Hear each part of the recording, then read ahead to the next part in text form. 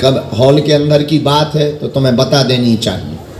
उन्होंने कहा जैसे जल से अलग करने पर मछली जल के लिए फड़फड़ाती है, वैसे ही साधक को अपनी सिद्धि पाने के लिए मन ही मन में फड़फड़ाना चाहिए। तो क्या आप इस मनोयोग के लिए तैयार हैं या आपको खुद को तुलना करनी पड़ेगी? हमें बहुत हाथ उठाने की आवश्यकता नहीं है, न हमको आपको सहमति देने की आवश्यकता है। आपको अपने मन को ही सहमति देनी, क्योंकि आज हम और तुम दो नहीं एक। आज जो हम हैं वो तुम भी हो। आज से जो हम बन गए हैं वो तुम भी कल बन सकते हो। जो हमने पा लिया है वो तुम भी पा सकते हो। जो हमने समझ लिया है वो तुम भी समझ सकते हो। जो हमने जान लिया है वो तुम भी जान सकते हो। जो हमने अपने जीवन में अट्टहास, प्रसन्नता, फकीरी उतार ली है वो तुम भी उतार सकते हो। जो हमारे जीवन में विपरीत में भी सब आनंद है, विवाद में भी मौज है, दुश्मनों में भी मित्रता है, वो तुम भी पा सकते हो। तो जो हमने पाया वो तुम पा सकते हो। हम आपके हृदय में वो बीज रोपित करेंगे, अंकुरित वृक्ष फल फूल बनाना तुम्हारे ध्यान तपस्या का काम। तो तुम्हें मन ही मन में बहुत परिपक्व होना है, मन ही मन से परिपक्व होना है। ना तो ये कोई तंत्र है, ना कोई विशेष विधि है। ये सन्यासी बाबा और बागेश्वर हनुमान जी महाराज की कृपा पाने की एक पद्धति है, और हनुमान जी के पास में जो अष्ट सिद्धियां हैं उनकी कृपा पाने की यह परंपरा है। तो ये गौरव आपको इसलिए होना चाहिए कि आप सात्विक वृत्ति के साथ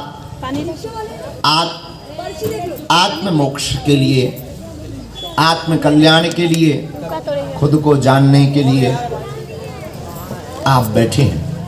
ये तय है आप इस पद्धति को पाएंगे, इस पद्धति का प्रयोग करेंगे, इस पद्धति पर चलेंगे तो तुम्हारी तो गारंटी है जीवन भर आनंद में डूबे रहोगे। कुछ ना होते हुए भी बहुत कुछ पा जाओगे। जहां जाओगे मुस्कुराते हुए जाओगे और मुस्कुराहट दे करके आओगे। अंदर है क्या? तुम जो ठान लोगे वो फिर तुम कर भी पाओगे, क्योंकि तुम प्रबुद्ध बन जाओगे, तुम बुद्ध बन जाओगे, और यूं कह दें तुम सिद्ध बन जाओगे। लेकिन तुम्हें ये नहीं मानना है कि तुम सिद्ध हो, तुम्हें ये नहीं मानना है कि तुम बुद्ध हो, तुम्हें ये नहीं मानना है कि तुम प्रबुद्ध हो। तुम्हें सिर्फ जानना है कि सिद्ध तुम्हारे पास है, सद्गुरु तुम्हारे पास है, दिव्य शक्तियों का भंडार का गुरु, महापुरुष, चेतना पुरुष, ब्रह्म स्वरूप सन्यासी बाबा तुम्हारे पास है,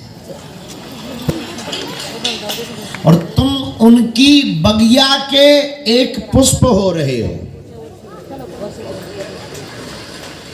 बगिया में एक फूल नहीं होता, बाग में अनेक पुष्प होते। उसी बाग में हम भी तुम्हें फूल बने मिलेंगे।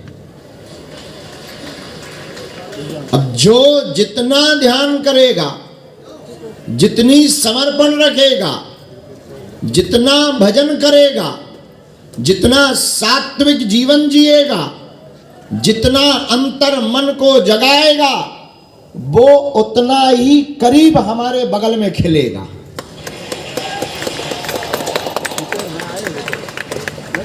उतना ही करीब हमारे बगल में खिलेगा। हम भी उसी बाग में मिलेंगे जहां तुम आज तुम्हारा बीजा रोपित होने वाला। पर याद रखना, बीज बहुत डाले जाते, कोई कोई बीज मर जाता, खाद पानी ना देने से। तो कहीं तुम बोमत बन जाना कि तुम अंकुरित ही ना हो पाओ, या तुम वृक्ष ही ना बन पाओ, और फिर बाद में कहो कि हमने पाया भी और कुछ हुआ नहीं, तो कुछ नहीं होगा। हम ये गारंटी देते हैं, बीज हम रोपित आज करवाएंगे। हम किसान हैं उस बाग के, सन्यासी बाबा उस बाग के मालिक हैं। हम बीज रोपित करेंगे निश्चित रूप से। वह शक्ति का, सिद्धि का बीज अगर तुम उसको सिंचित करोगे, ध्यान, साधना, मंत्र जप, सात्विकता, पवित्रता, विधि का पालन करोगे, बीज अंकुरित भी होगा, पेड़ भी बनेगा, फूल भी आएंगे और फल भी तुम्हारे परिवार को मिलेंगे और तुमको मिलेंगे। और मेरे प्रिय साधको, ये बात हम तुमको बहुत विनम्रता पूर्वक कहें कि ये परंपरा जो तुम आज ले रहे हो, ये केवल तुम तक सीमित रही नहीं रहेगी।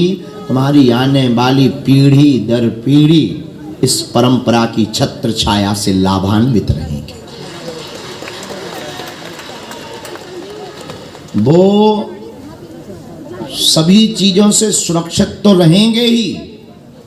तुम्हारे वंश में, परिवार में जो तुम्हारी साधना पर निष्ठा रखेगा, उनका बाल बांका नहीं होगा।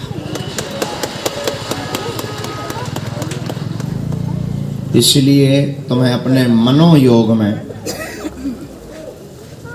अगर तुम्हारी मनोदशा हमारी बातों को सुन करके हाँ कह रही हो, आपने तुलना कर ली हो, आपने माप कर लिया हो कि धैर्य है कि समर्पण है, क्या धैर्य रख पाओगे, क्या समर्पण कर पाओगे, क्या तुम नई यात्रा पे जाना चाहते हो, क्या तुम नई खोज करना चाहते हो, क्या तुम अपने आप को जानना चाहते हो, क्या तुम ध्यान कर पाओगे, क्या तुम पद्धति कर पाओगे, क्या तुम नियम कर पाओगे, क्या तुम पूजन कर पाओगे, क्या तुम सन्यासी बाबा को के चरणों को पकड़ पाओगे, क्या तुम भयभीत तो नहीं होगे, क्या तुम बालाजी के चरणों के साधक बन पाओगे, क्या तुम पवित्रता रख पाओगे, क्या तुम सात्विकता रख पाओगे, क्या तुम समर्पण रख पाओगे, क्या तुम जीवन भर उनके चरणों के रह पाओगे, क्या तुम उनको पाने के लिए मछली जैसी तड़प प्रकट कर पाओगे, क्या तुम उनकी सब्जी जैसी प्रतीक्षा कर पाओगे, क्या तुम अपनी हृदय की वेदना को उन्हें सुना पाओगे, क्या तुम उनके हो पाओगे? यदि हाँ, तो सिद्धि तुमको मिलेगी ही मिलेगी, मिलेगी ही मिलेगी। यही हमारे प्रिय साधकों नियम था। आपने अगर मनोयोग में बना लिया हो तो बहुत शांत मन को आज अपना कीजिएगा। एक भी बात आपके कैमरे में रिकॉर्ड छूटनी नहीं चाहिए। छूटी तो नहीं हुई थी, अनवरत चलना चाहिए, क्योंकि इन लोगों को बाद में विस्मरण हो सकता है, इन लोगों को वापस देनी पड़ेगी। हम मन को आप शांत करें, हम विधि पर चर्चा कर लेते हैं। नियम सुनो, अभी ध्यान जितना रहे उतना ठीक है। आप अपना मोबाइल का रिकॉर्डिंग अगर मोबाइल लाएं